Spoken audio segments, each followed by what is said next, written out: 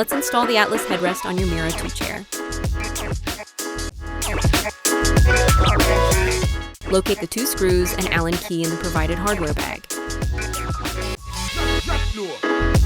Position the headrest cushion onto the arm mechanism and align the mounting holes. Lightly thread a screw into each mounting hole. Next, tighten both screws firmly with the Allen key. Locate the 2 positioning nubs on the back of the chair frame. These will help center the headrest during installation.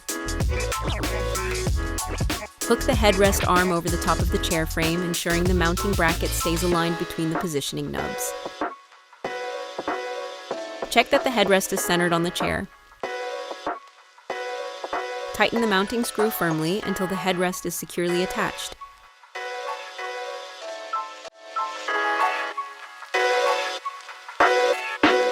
To increase holding resistance, turn the adjustment knob clockwise. For less resistance, turn the knob counterclockwise.